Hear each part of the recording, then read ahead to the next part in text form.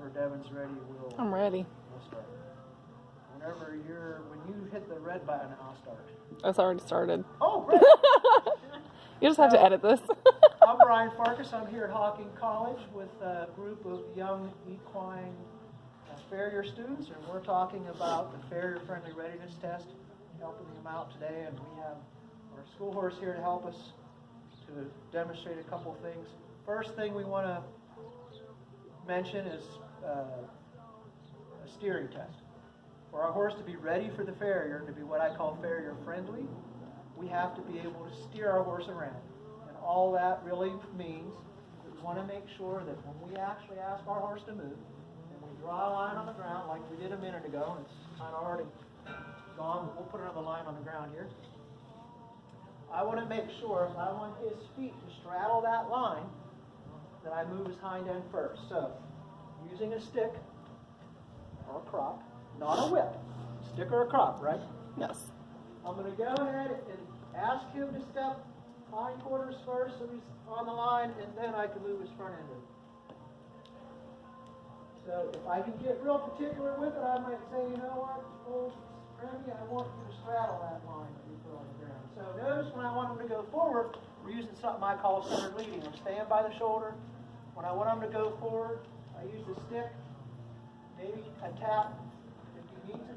When I want him to stop or whoa, it's like centered leading. It's kind of like basically leading him like you ride him, correct? If I look over there, I'm just talking to the camera, but I want to talking to you guys. The reason I like centered leading is because it makes sense, because you're going to eventually ride this horse anyway. And he already knows, because he's been ridden. He knows that this rope is a bridle, halter's a bridle. What can I do with this? Do I ever yank on the bridle and say, come on, horse, let's go forward? When you're in the saddle, you don't do that, right? Do people do that when we're on the ground? Unfortunately, you get a lot of people yank, yank, yank, and these horses are like this school horse here. He's good enough, he'll follow you and do it. So, but I want to remember, this is not a rope, this is a bridle. What can I do with the bridle? I can pick up the bridle and I can bring his nose to me, position him. I can pick up on the bridle and push on it, back him up. Those are things I can do with the bridle. But what if I want him to go forward? Then I need my leg. So this stick is my leg. So when I take this stick, I can use the stick anywhere behind his center. So his withers is the center. So if I put pressure, waving or whatever back here, notice that he understands that means go forward, right? So that's all you really need to remember when you're leading your horses, center leading and getting in position for the farrier, is, hey, they need to be steerable. In my opinion, he passes that test. That's why I call it a test, because there's some horses, when I go to meet them for the very first time, they may not pass that test. I may pick up on the rope to have them back up, and they brace against it. Or they start walking forward on me. Well, you're not supposed to do that. He flunks the steering test. Or I go to swing my whip and not even touch him. He's like, oh my God, and he takes off. Or he starts running backwards, or he clearly is afraid of the stick. Well, then he's not steerable. So can we do anything that day as far as shoeing goes? Trimming? No. Got to pass that steering test. That goes on to the second test, which is the flexibility test, right? The flexibility test is going to be important because we can get back on the line that we kind of screwed. Notice the line is going to basically be in the middle of this barn aisle. If Devin can see me. Can you see me okay? We're going to say the tail's back there and the head's there, and that's not going to change for today's session, for our work session. But flexibility, why do I need flexibility? I need flexibility because when I go to pick his feet up, he has to be limber and flexible. If he's all stiff and braced, you're not going to be able to, he probably is not going to give you his feet. And we want him to give us his feet, not us take them. There's a big difference between giving and taking.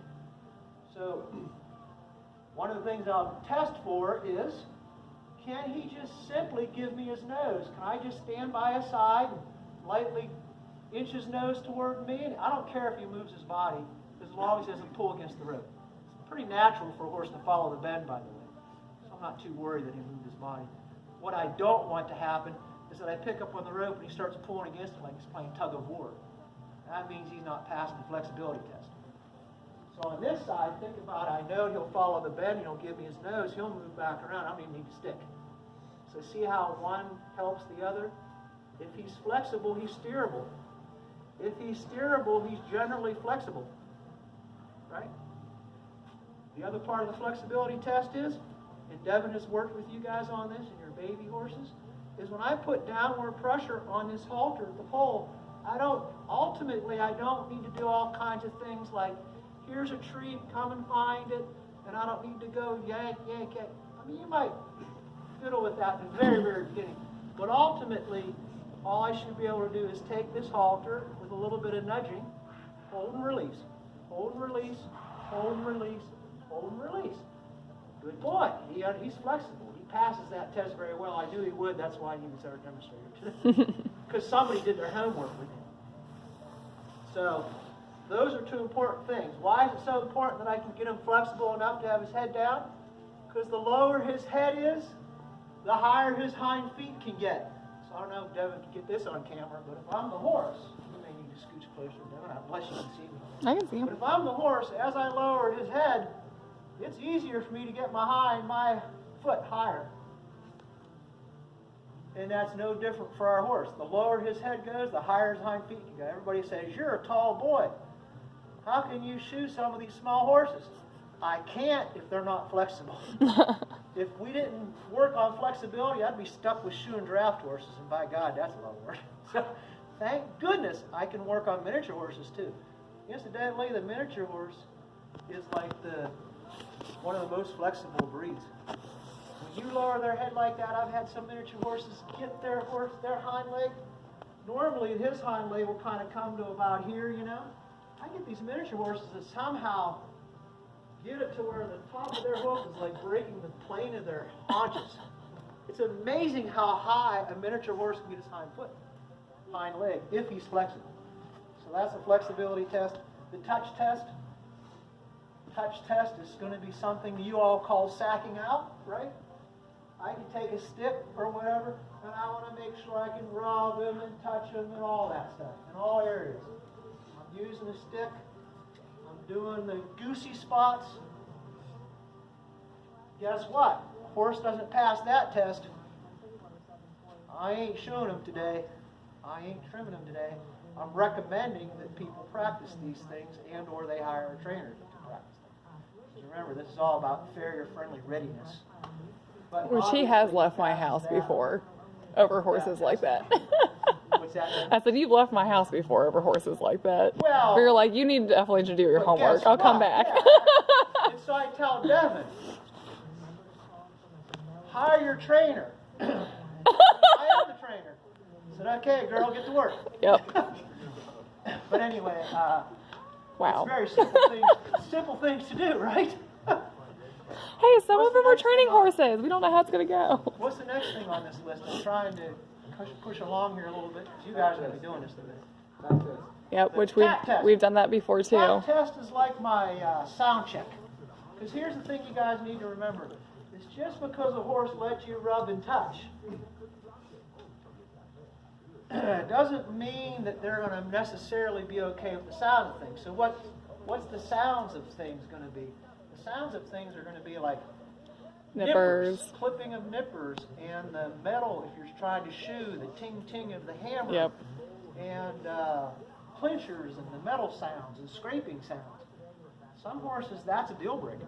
I've had horses stand perfect like he is, and then I come down and do the tap test, readiness test, and I go down and I just start doing this, and all of a sudden they're like, oh my God, they like almost go through the roof. Now he's obviously moving because he's like, you know what? You might not enjoy this, but he's not panicked about it. He's not, in my opinion, he's not flunking the test. But I just want to make sure. Oh, Rennie. And notice he's moving around a little bit. I want to go forward. Notice the answer to whenever he gets into trouble is is to go forward and move him back into his spot. And again, we're looking for some violent reactions. We're not looking for, he's kind of like super sensitive. Yeah. So to me, he's still passing his test. I've had some horses like literally hit the panic button, start kicking out, whatever, they don't pass the test. Yeah. He was shooed yesterday, so Yeah, and obviously, he's had some shoes on him, but I mean, that's the whole idea of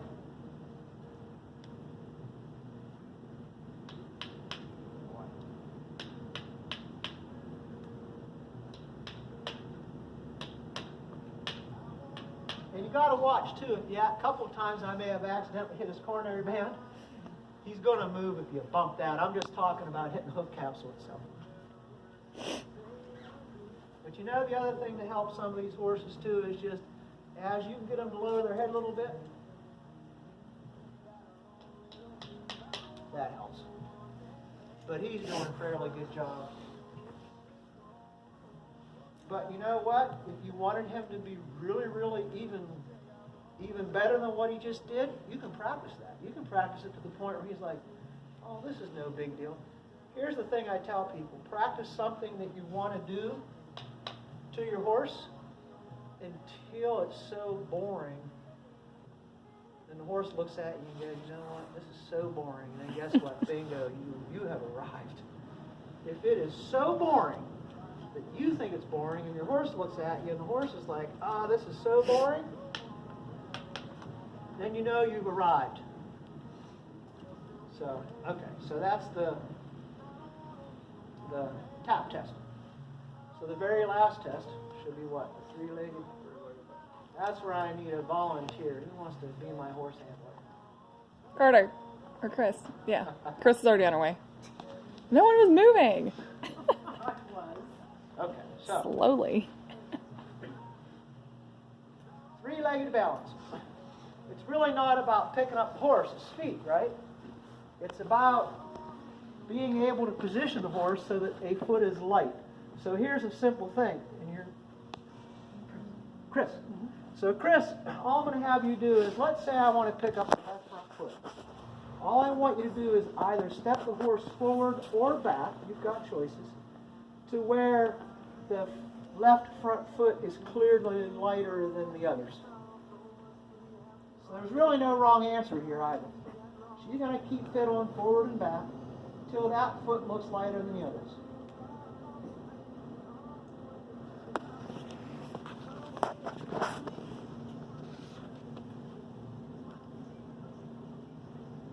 Now, think about it, might be hard to see on the camera, but when you're standing here too, think about how the horse leans. Would it be easier, obviously, see how, oh, there we are, freeze. Can you get the camera on him? See how he's standing?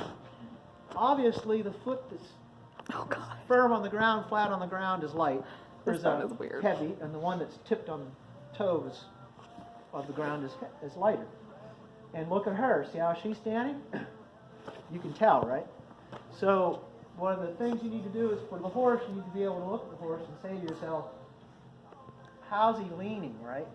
And here's the easy way to do it. The very easy way to do it is just start out by saying, the further ahead in the front I can get the front foot that I want. So the further ahead in his body that I can get his left front foot, the lighter it's going to be. So if he's standing real close with it only an inch ahead, it's not as light as if you're standing with that left front foot like way ahead. So it's getting lighter, right? Can you see that, Deb? Mm-hmm. Good. There. There you go. There you go. There. That's light. Isn't that light? That's all you needed. That's simple. That's an example of lightness for a front foot.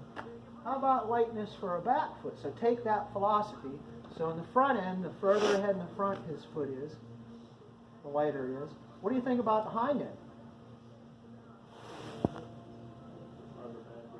Further, you guys got it. Somebody said it. The further behind the horse's body, the lighter it's going to be. So it's going to be kind of this deal. When that hind foot trails behind the horse to the point where they're sleeping. Sometimes you notice they're standing like this, they're sleeping, and they're literally just can you get that on cue? Can you position a horse for that, light-footed positioning, so he stands like that? Absolutely, and I encourage that to be an exercise that you do with your young horses. Teach them or move them into that position to where the foot that you think you want to pick up, in this case, we'll say, because for the camera's benefit, we'll say we're going to move him until this foot. Now, you'll notice this foot's already behind his body, but he's got you on a little technicality. He's still not light. So you have to kind of still work on fudging and moving him around. If you can get him on the tip of his toe, that'd be great. But the further you get him standing behind himself with this foot, the lighter it's going to be.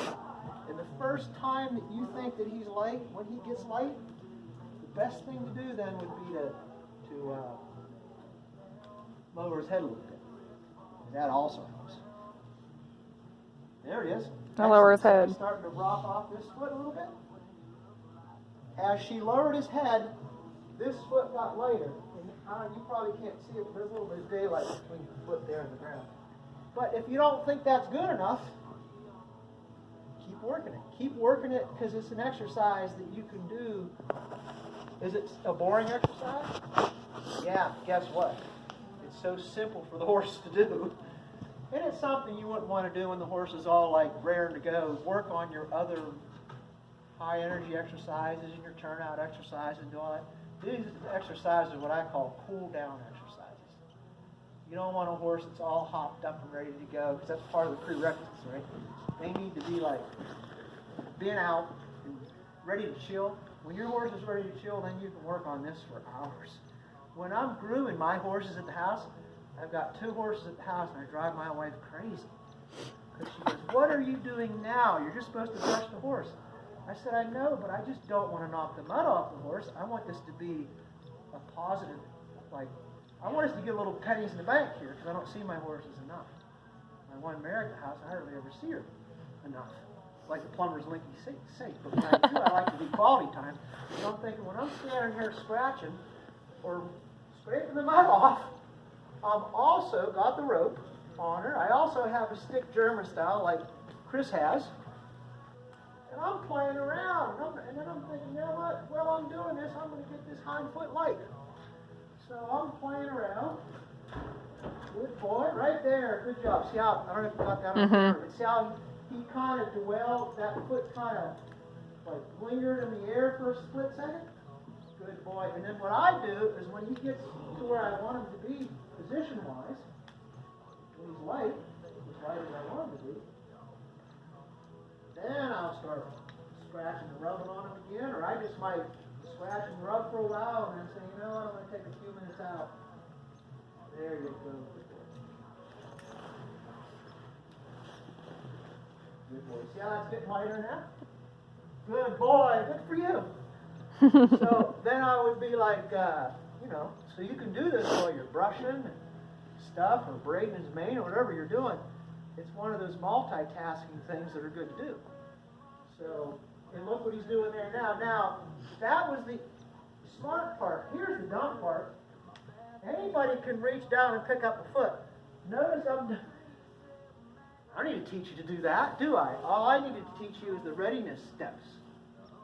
This 3-legged balance. When he's standing like this, he's 100% 3-legged balance. A good thing to point out, they're not always necessarily square. He's not 100% squared here either. See how he's kind of like off a little bit in terms of his. He looks, from a distance, he looks kind of square. But some horses, depending upon their age or whatever, they may have to spread out in front like a diagonal. I have some horses that, in order to feel comfortable, 3-legged balance, they'll literally stand kind of like a triangle or tripod position. They'll stand with one front foot way out like that, and then in order to get the hind foot tilted up in the air like that. But see, I always tell everybody, this, unfortunately, in my business, I work on the dumb end. They send me in, and I got to work on the dumb end of the horse. The dumb end is this. Anybody can do this. And I'm working. I'm on the dummy end.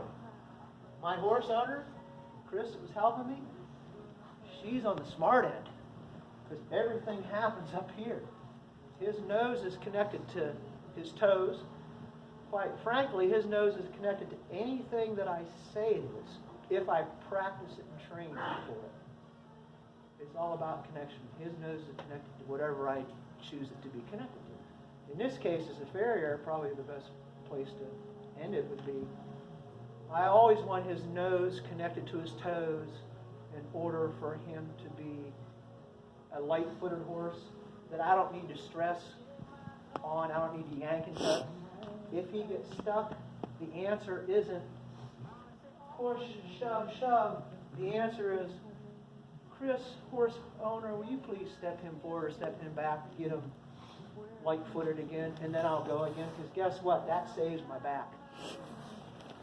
How farriers have problems in their career is by yanking and tugging on horses' feet. I don't ever want to feel like, one day I'll end up with this, and then we can tape this or not tape, I don't care. I was not giving any names, but I was called one time, Brian, you got to be, without a doubt, the laziest farrier that I ever met. And when I was first told that, I thought, man, that must be bad, right? She goes, you are so lazy, Brian, that you won't even pick up a horse's foot. You expect that horse to adjust itself, to get in position, and you expect that horse to give you his foot. And you expect that horse, as you're bending down, that he'll give you his foot. Well, yeah, I do expect my horse to do that. With the least amount of effort. Good boy, I expect him to do that. See how I didn't have to yank and tug? He met me at least halfway. I've worked on horses, little tail out of school. When I worked here full-time, more often, and I knew him, we'd do a demonstration like this for a group, in the shoeing class, the beginner's class. By the end of the session, you'd walk, and he maybe does this for you guys too when you're shoeing. He's a smart horse. And you all have them at home. You walk by him, and as soon as you bend over, the foot's up in the air, right? A lot of them like that. Well, I want that out of my horses. That's part of my Farrier-Friendly readiness thing. And so I guess if you're calling me lazy because I want the horse, because my idea is, listen, if they can kick and stomp at flies, and they obviously walked here, right? Then why can't they pick up their foot from me too? So, do you have any questions